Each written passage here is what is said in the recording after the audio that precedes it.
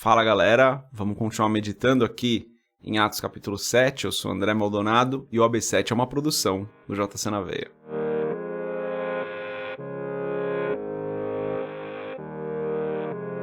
Atos capítulo 7, a partir do versículo 9, diz o seguinte: Os patriarcas, tendo inveja de José, venderam-no como escravo para o Egito.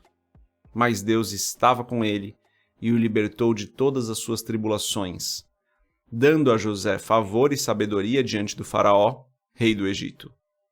Este o tornou governador do Egito e de todo o seu palácio. Depois houve fome em todo o Egito e em Canaã, trazendo consigo grande sofrimento, e os nossos antepassados não encontravam alimento. Ouvindo que havia trigo no Egito, Jacó enviou nossos antepassados em sua primeira viagem. Na segunda viagem deles, José fez-se reconhecer por seus irmãos, e o faraó pôde conhecer a família de José. Depois disso, José mandou buscar seu pai Jacó e toda a sua família, que eram 75 pessoas. Então Jacó desceu ao Egito, onde faleceram ele e os nossos antepassados. Seus corpos foram levados de volta a Siquém e colocados no túmulo que Abraão havia comprado ali dos filhos de Amor, por certa quantia. Somente até aqui, somente até o versículo 16, vamos fechar os nossos olhos, curvar nossa cabeça, fazer a nossa oração. Pai, o Senhor é santo. Obrigado, Senhor, pela Tua graça. Obrigado pelo Teu amor. Obrigado por tudo que o Senhor tem nos dado. Perdoa-nos, Senhor, pela nossa inconstância, perdoa-nos pelas nossas falhas, perdoa-nos pelos nossos pecados, perdoa-nos pela nossa ingratidão. Perdoa-nos porque nós falhamos tantas e tantas vezes, Senhor. Te agradeço, Pai, por tudo que o Senhor tem nos dado. Te agradeço pela Tua graça e pelo Teu amor.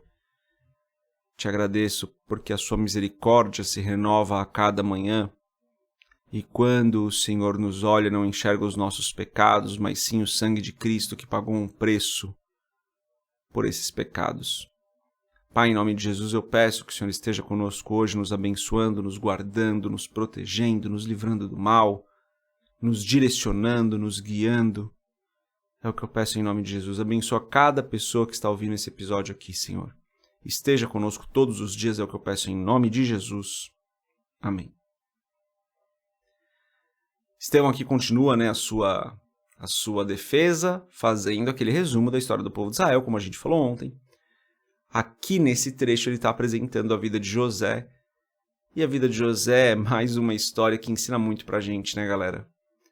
José foi um homem que foi vendido como escravo pelos seus irmãos, simplesmente porque os seus irmãos tinham inveja dele. Sendo vendido pelos seus irmãos, ele vai parar na casa de Potifar, que era um oficial do faraó, no Egito. Lá ele é acusado injustamente de ter abusado da esposa de Potifar.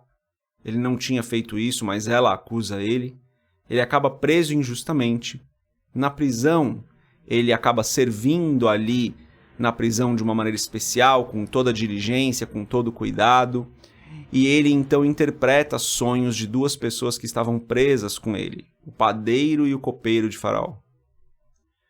Interpretando esses sonhos, ele pede que um deles o ajude, e essa pessoa não o ajuda.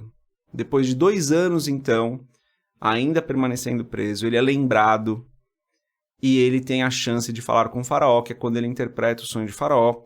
E aí sim, Faraó entende que aquela interpretação era correta, coloca José como governador do Egito, e José passa a governar ali todo o Egito e cuida do Egito por mais de 14 anos, ali passando por uma grande fome, e acaba fazendo com que a extensão do poder de Faraó aumente muito, né? Então José realmente trabalhando com muita diligência em todo o tempo, trabalhando com muito cuidado em todo o tempo, servindo da melhor maneira possível em todo o tempo, independente das circunstâncias.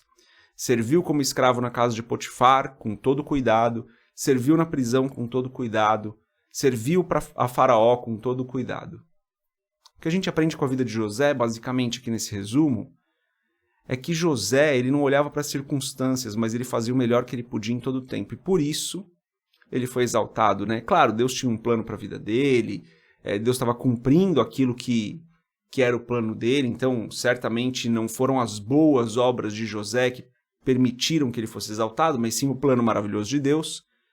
Agora, creio sim que essas boas obras de José, que o fato dele ter permanecido fiel em todo o tempo, sem murmurar, mesmo nas situações mais adversas, fez com que ele sofresse menos, no mínimo, né? No mínimo que ele sofresse menos. Mas creio que contou muito, sim, a atitude de José em tudo o que aconteceu na vida dele. Ele não culpa os irmãos dele por terem vendido ele não culpa a esposa de Potifar, ele não culpa as circunstâncias, ele não culpa Deus, ele simplesmente faz o melhor que ele poderia fazer em todo o tempo, independente das circunstâncias. Isso é uma grande lição pra gente, né, galera? A gente muitas vezes está numa situação muito melhor do que a que ele estava, né? Ele era um escravo preso numa terra estrangeira. Não acho que nenhum de nós aqui está passando por essa situação, pelo menos espero que nenhum de nós esteja passando por essa situação. E mesmo nessas circunstâncias tão difíceis, ele continuou servindo da melhor maneira possível. E isso é uma lição para a gente. Que nós possamos ter um coração de servo, como José tinha. Que nós possamos ter esse coração direcionando esse nosso serviço ao Senhor, fazendo aquilo que o Senhor tem nos pedido para fazer.